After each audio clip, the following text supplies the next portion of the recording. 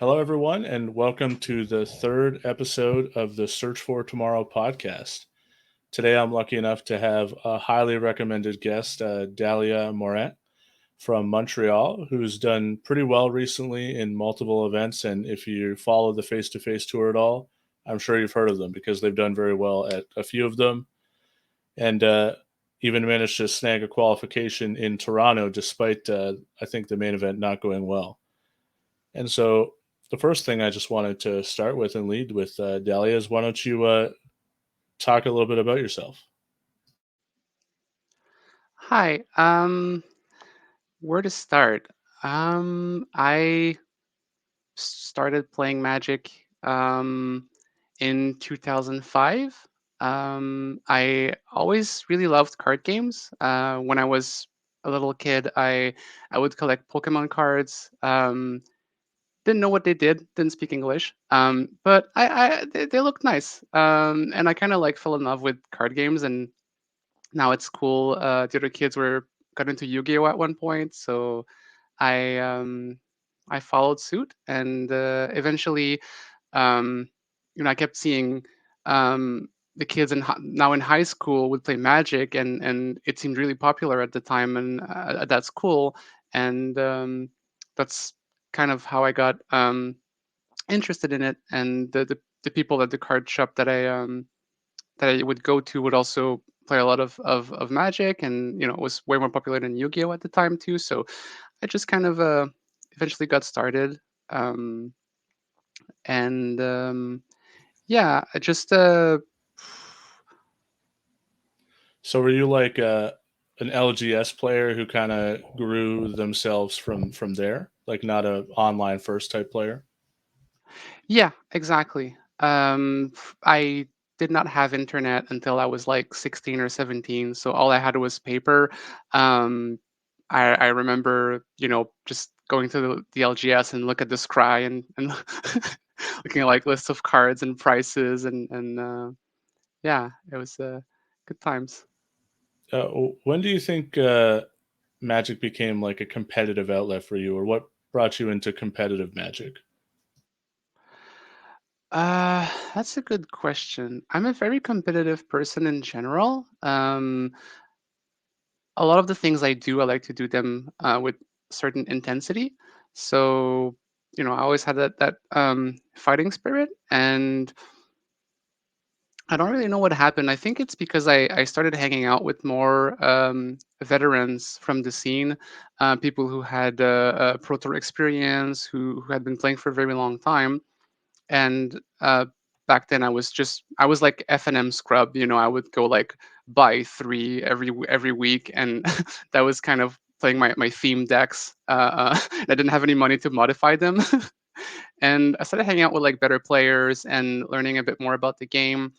And I also had this friend Simon who um, was about as bad as me, but he had a job, so he could afford like the cards. So we started like playing together and like sharing cards and like kind of partnering up for events, and we would drive to different local tournaments. And as we went, we started getting a little more interested in the competitive side of things, but also our skills started to be a little better.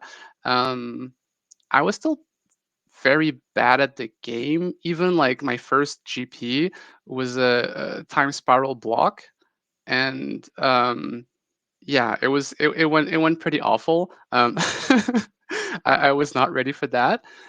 Um, but yeah, and then, but I still liked it. I didn't mind losing because it just motivated me to get better. And yeah, then I tried to play a couple JSS while that was still a thing. Didn't do very well at those. Um, and yeah, and I think my my my first kind of breakthrough, I think, was in extended. I was playing a domain zoo deck. I think it was one of the last years that extended was a thing. I was like 17 at the time, and I made it to the finals of a PTQ. But I couldn't afford to go to the Pro Tour, so I scooped the finals. Um, I really wanted to go to Honolulu because it seemed like a really cool place to go, but it just didn't pan out. And from there, I kind of like I knew that I could do it. I just had to like keep playing. But financial circumstances were pretty harsh still, so I couldn't really afford all the traveling for the grinding, and so I was kind of like in and out of the competitive scene. Um, yeah. Okay, so you kind of just started being sort of a competitive person yourself, and then you found someone with like a similar motivation, similar interest and skill level, and kind of partnered up with them to kind of take it a little more seriously. I think that's definitely like a pretty typical path, is to start taking it seriously yourself, and then once you find other people who are as motivated or motivated by the same things as you, you'll just see like both of your growth go exponentially. And it sounds like that's kind of what happened for you. Yeah, pretty much. And I also had like a lot of support from locals, because the players that I mentioned, I had like pro tour experience, and like that I were like had been playing for like a decade by the time I even started. Um, we used to hang out at the same LGS, and it would draft all the time, and so I had the chance to play with like um, yeah, a lot of players much better than me, and when you're younger, you learn much faster, so it really kind of sped up my learning, and when I finally had like computer with internet, it became even easier, because then I had like workstation, and eventually Magic Online too. Um, so I did play online a fair bit, uh, as means to practice or just to try to grind drafts. But yeah, and that was until I kind of like stopped playing for a couple of years. Okay, let's hear some the names of the grizzled veterans from Montreal.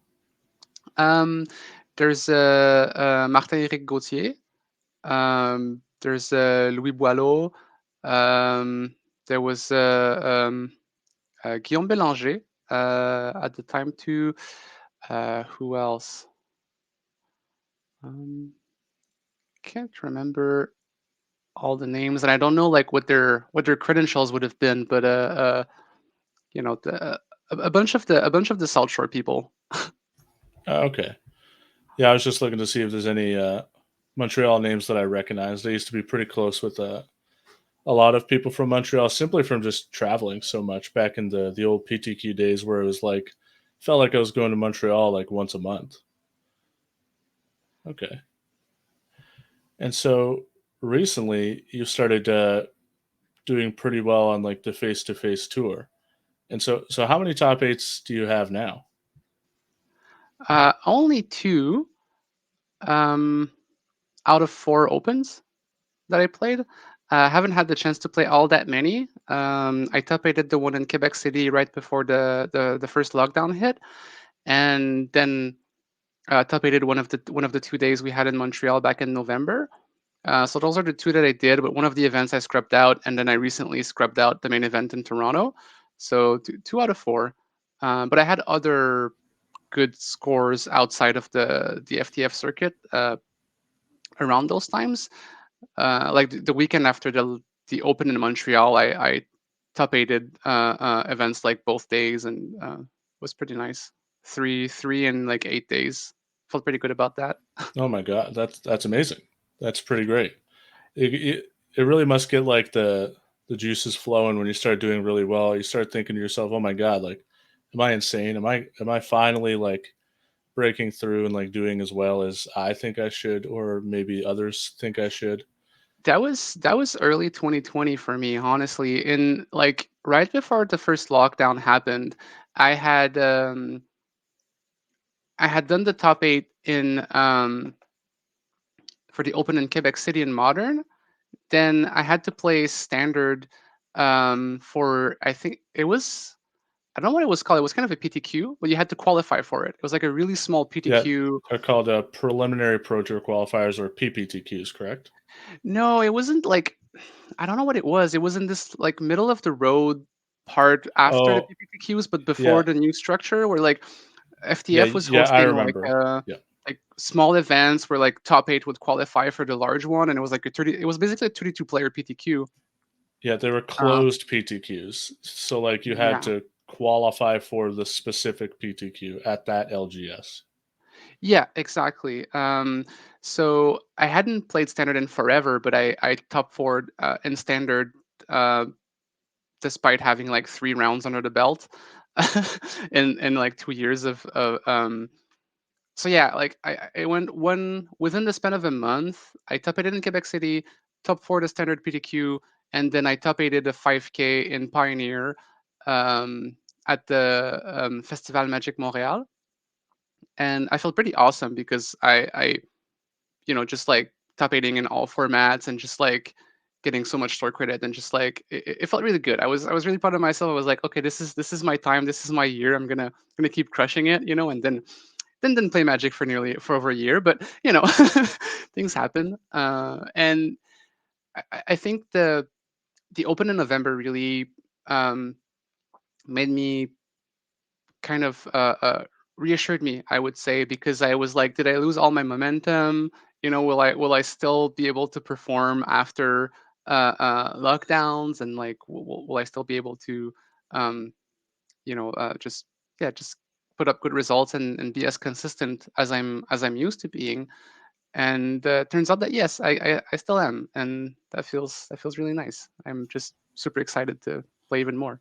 Well, you should be, honestly. You came as the highest recommended guest out of anyone for the podcast, which Aw. is a pretty great thing to hear. There was a lot of people who recommended you to me, a lot of people in the DMs, a lot of people commenting on some of my posts to recommend you. I think a lot of people see the success you've had and know that it's not a fluke.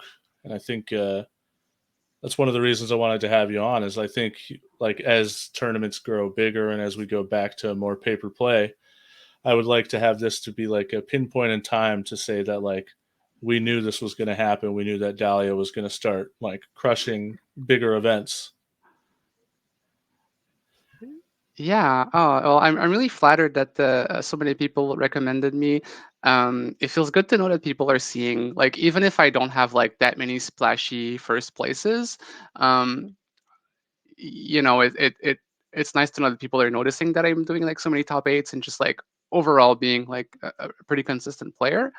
Um, and yeah, I'm really hoping that as stuff like Pro Tours come back, and I might finally get my first, because I've you know I I never went to the Pro Tour, but I have like so many top eights and like multiple finals. Like it's just I'm really like you know I guess it's one of my dreams to go there at least once, to just like you know prove to myself that I can get there. Yeah, I would be very surprised if you did not qualify for a pro tour.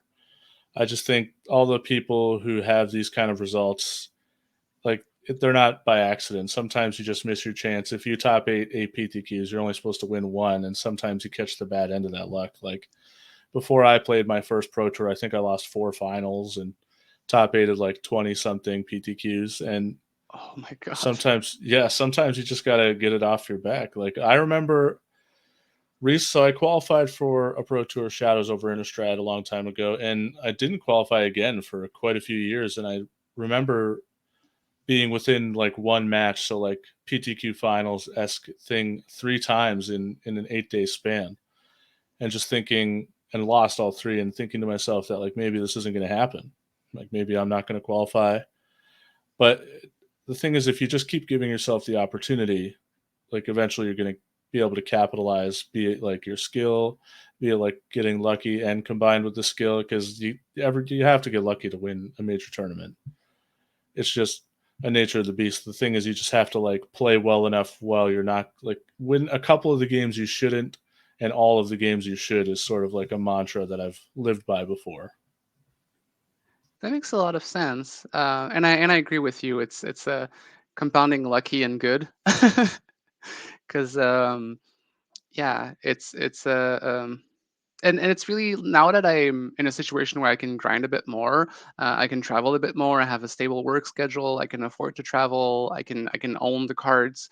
It's been much easier for me to try to like put up results. Back when I was a teenager, it was extremely hard because what if the guy with the cards wants to play, the deck that I want to play? Well, tough luck. You're playing a tier 2 deck, and you just have to hope to make it. And I would still have results, but it was not like the kind of like preparation that you need to actually get there, right? And I think I'm in that place now where I'm actually working for it, and it's hopefully uh, results are going to come. Um, I'm really diving back into Pioneer now because of the championship um, this coming winter, and yeah, hopefully I will be part of the top 8. I mean, if it's top 8, I don't have to win the finals, right? I mean, I would like to go to Worlds, Yeah, but yeah. Worlds is pretty great. I don't think you'll be sweating over the finals, even if either way. But no, you're yeah, right. You do just have to top 8. I have no clue how many people are going to be there. If I had to guess, like 400 to 500. it it's going to be insane. It's going to be great. Yeah, it's going to be pretty big, just based on like my estimations versus just kind of what the way I see it going. So the reason you're qualified though was at the recent face-to-face Toronto. You joined a second chance type qualifier event, correct? Because of the weird round 2 issue. Correct. Yes. Because I had not signed up for the one qualifier that was already there. Um, but when they announced that they would be doing a second one, that's when I signed up, and I was like, you know what, this deck was a terrible choice. I'm gonna register something else, and I had brought a second deck for my friend, um, because he was on burn, and he had like a bunch of like miscuts and misprints, and he wanted like a backup in case the judges didn't like his his funky cards. And yeah, after scrubbing out, I was like, you know what, I'm registering with this other pile, and just like standing in line, I just scribbled the deck list together and just went for it. And yeah. So how did the main event go for you, and what deck did you play? So the main event, I was on Grixis Dead Shadow. I was pretty happy with the list. I've been following the deck a lot since it crushed me in the finals back in November, and eventually adopted it and started trying to get better with it. And I was having a lot of fun actually playing the deck. But the reality of the Lurrus ban meant that playing Shadow is um, even more of a, like, I wanna say, yeah, I don't know, it doesn't feel well positioned at all right now. I think it's a really strong deck, but uh, um, yeah, playing it was a bad idea. I was in denial because I had just like finally hopped onto the deck and tried to um, like find the best lists post Lurrus ban, but it's just not working. So lost my round 1 to Mono Blue Tron, which is like feels unwinnable. Um, I still remember when I when I turn one Thoughtseize my opponent, and then I bobble him, and I see Gutshot on the top of his deck, and I'm like, okay, I'm so dead. Like, um, and then lost round 2 twice, and that Well, was a pretty bad feeling, but at least you didn't get the feel bad of like win original round 2, lose second round 2. yeah, that would have really crushed me. I would have felt really bad about that. My round 2 opponent won, then proceeded to win again, and still dropped because he during that span he had done the math where doing top 4 in the qualifier had better chances than trying to make top 8 from an X1 position. Um, so he dropped after winning both his round 2s. Ouch. And yeah, and he made top 4 in the other qualifier. He got Oh, there. that's Yeah. kind of great. So, what deck did you switch to for the? Actually, before we talk about that, I'm just going to briefly explain what happened. Is round 2, there was like a clerical error with the judge, and a round got deleted. And because of the new software for Magic, it is completely not repairable. You cannot manually repair or anything like that. And the only fix that kept the tournament even going at all was to redo round 2. So I remember I won round 2 and I went outside and I came back inside, and everyone's talking about pairings for round two. And I was extremely confused because I was just sitting outside because it was very nice out. And all of a sudden we had to replay it. But face to face did kind of do the best thing they could possibly do in that situation, I would say, is I think they offered like a free, I forget if it was a 1K, but it was like a free 1K for people if they wanted to drop after that redo of round two to play like a different qualifier. Yeah, yeah, and that's the one that I played. Um, did you win your second round too? I won round one, round two, number two. Oh, okay. How'd you end up doing, by the way? I lost two winning ins to top eight, and but I did top 32 for the qualification. Oh, okay, that's good. Sad Yeah, to hear for the two winning ins. That must have felt bad. honestly, with the return to Paper Magic, I've played almost exclusively on Magic Online, and so I felt myself kind of playing a little bit worse. So I, in the grand scheme of things, felt like it was a successful tournament despite not being able to capitalize when I think I should have. I definitely lost one of those winning ins that I think I should have won, but I think you got to give yourself a break in Magic. That's kind of one thing I learned to not tilt or anything like that is just to like accept that sometimes I'm going to make mistakes and I'm going to lose because of it, but like I'm human. I'm not top level pro player. This isn't my job. I can do better, and I'll give myself the opportunity to do better later, but I'm not going to beat myself up about it. That's fair. That's a really good mindset to have, I think. Well, it took a long time to get to that mindset. There was definitely the times where I would like beat myself up over the tough losses and stuff like that. But sometimes you gotta learn how to make your relationship with the game a little bit better, and that was kind of my coping mechanism in a sense. No, Uh, so, you're f- right. Not mhm. burning yourself out is super important, and spiraling down toxic mindsets will definitely do that. Yeah, absolutely. So, what did you play in the second chance tournament? Why don't you just briefly describe like kind of how it went? Okay, so I played Burn, um, which very straightforward. Um, I I won round one, lost round two against Harvey, then won the next two rounds, and then drew into the top eight. And then from there, um, I did not manage to dodge Amulet, but I still won. I felt highly unfavored. I had the better seed going into top eight, and I was like, okay, well, at least I'm on the play. And then I multiply of game one, and like insta lose, like, and so I was pretty sure I was out, and somehow made a comeback.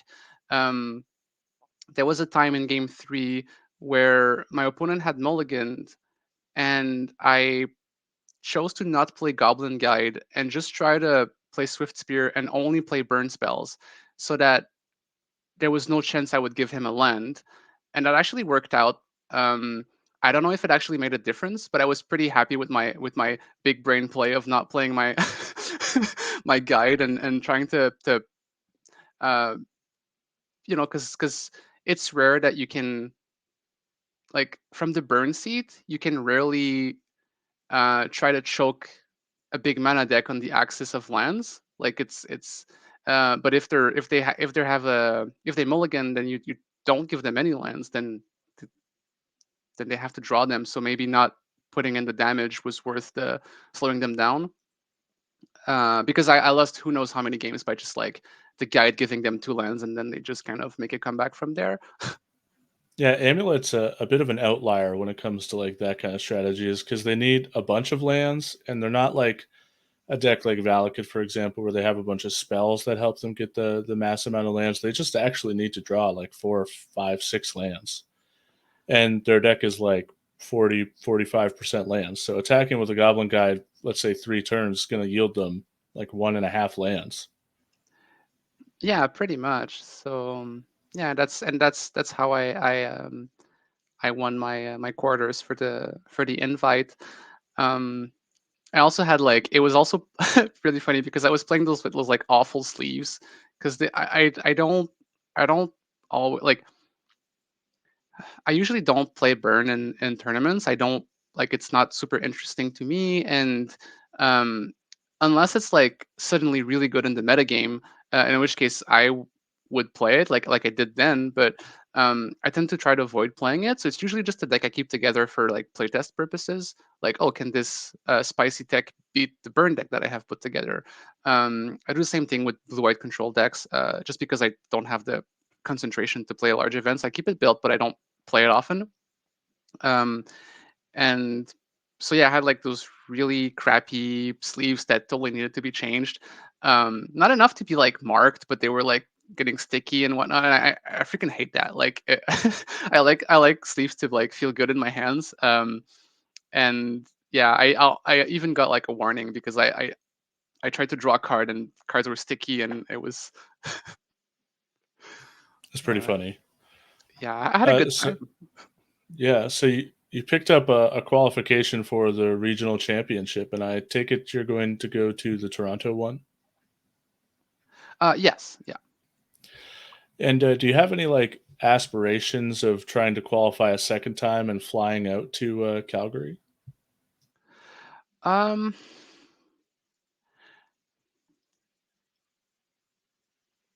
I mean, if I if I do well in Montreal, maybe. Are you going I to be playing the qualifiers for the regionals? I think I'll play anything that has like good store credit and prizes. Then if I get a second invite, that's just gravy from there. Because I would like to go to Calgary to play like just just visiting the place. I've never taken the plane before, like ever. So I'm just waiting for an opportunity to like give me an excuse to board a plane, and that could be it. So if I get an invite, I'll definitely consider it. But I don't have like a set plan of doing that. Uh, that's also kind of why I'm not necessarily going to go out of my way to play another one of the Toronto Opens. Um, but there's one in Montreal this summer, which I'm definitely attending. So if things go well, then I'll want to play to my outs. Yeah, I assume I'll be at the Montreal one as well. So I locked up one qualification, and I've decided that I'm going to go for the second one, and I will fly to Calgary. Oh, Thankfully, nice. I have like some friends up there who could hopefully house me. We'll see how it kind of goes. That's also my plan. Like if it comes to it, I think some people out there could house me, um, which would make it much more feasible. Because I think if you have to just afford all the expenses, it gets pricey for. Yeah. Well, you're honestly putting quite the name out there for yourself. And I think a lot of people who I brought up that I was doing the cast with you next, almost none of them were surprised. They thought you'd be a great guest. You're well worthy of the showcase, like you deserved it. And I'm kind of glad that we got to talk today and got to see a little bit more about you and what you're about. Like I knew who you were based on your results before, but it's good to get to know the kind of person behind the name. Yeah, thank you for having me. I'm so happy that like yeah, other people recommended me. I'm I'm not used to being recognized. I would say, and also sometimes it feels a little lonely.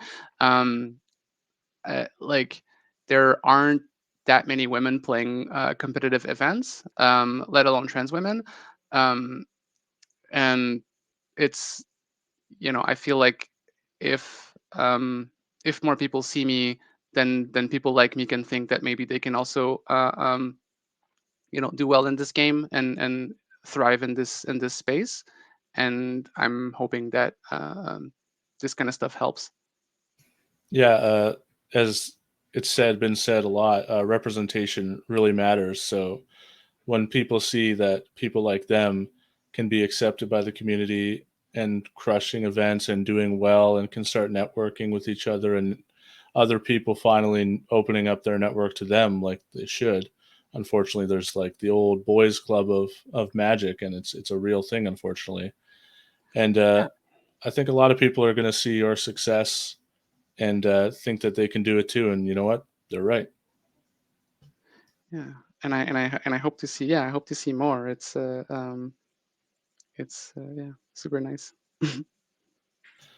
All right, and just one last thing for the podcast today is wanted to let people know that the weekly sale for Face to Face is a pretty interesting one this week for Mother's Day.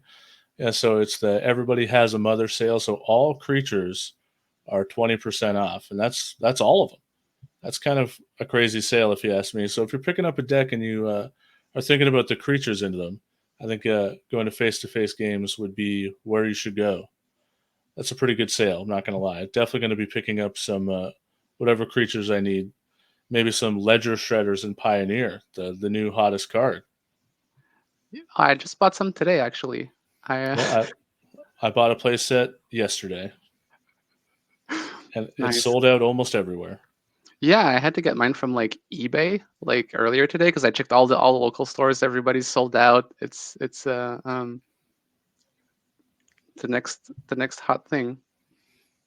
Yeah, definitely. Well, Dalia, I appreciate you taking the time for the podcast. You were a fantastic guest, and I hope a lot of people get to listen and hear sort of what you're all about and see you at the next event where I'm sure you're going to be in the top 8. Thank you for having me, Andy, and yeah, thanks a lot, and have a good evening. Yep. Thanks for listening.